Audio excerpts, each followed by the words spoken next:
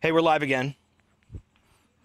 This is Wolfbane Zone, Caleb Sizemore, the Howlin Wolf, speaking with Christine Yepsen. Hi. Hi. Mixing up a batch of sangria Yeah. for the second night of Bubble Boy the Musical. Yeah.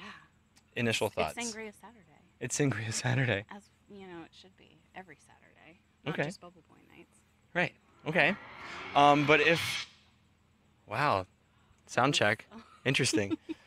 Um, let's see. What do you want to know? Ask me anything. I want to know what all you've done to bring this show to life, I made the bubble suit.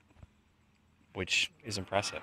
Thank I don't want to talk about it a whole lot because it is a surprise. And you got an applause last night. Yeah. Yay. Did I? You I did. can't hear backstage. You but did. That's There was an awesome. applause last night when Yay. Jimmy made that appearance. That's awesome because there has been a lot of blood, sweat, and tears going into that thing. You think that's maybe the biggest challenge on this production for you? For me personally, yeah, it was fabricating that, having, wanting to do an actual bubble and not having any clue how to go about it. I mean, why didn't you just Google it? I did. And I looked at other productions and other productions did like a cylinder or like a weird open cage thing, and I wanted a bubble. And you did it. And I did a bubble. You did it. What's been besides championing that issue and overcoming it? What else has been probably the most rewarding or exciting or fun?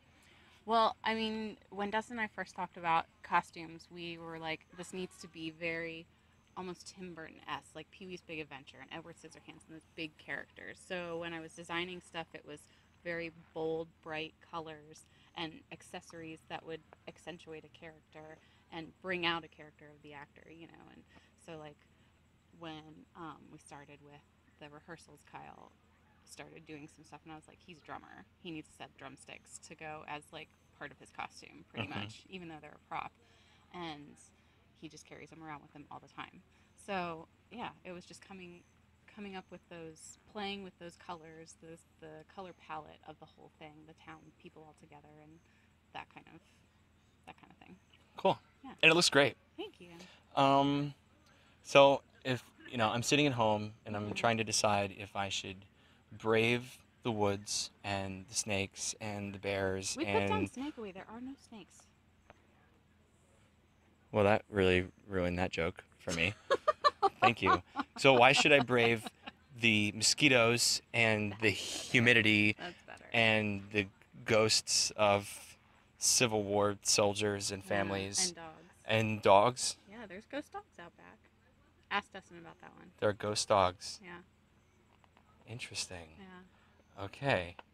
Why should Why why should I brave all of these things and come see this show? Because it's a set unlike you've never seen before. Its production value is super high.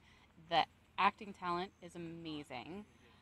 It's just, and the atmosphere being out in the woods is like none other. I mean, you can go to outdoor theater and you're still inside a pavilion with just no ceiling. But this, you're outside. You're like walking in the mud. You're in the woods. And it's an adventure. So, go on an adventure with Bubble Boy. Yeah, okay. I think do you like any final words before I let you get back to work? Elbow. Elbow. I like that word I too. like the word elbow. It's a fun word. It reminds me of macaroni. Yeah? Elbow macaroni. That's a good macaroni because it catches all the cheese. Right. I'm a shell person myself. Oh. I like mini penne. They're penne, but Yeah. they're mini. Yeah, that's what I figured they were. Those look great, Christine. Thank you. You're welcome. Okay. Thanks. Cool. Appreciate it. My phone's frozen.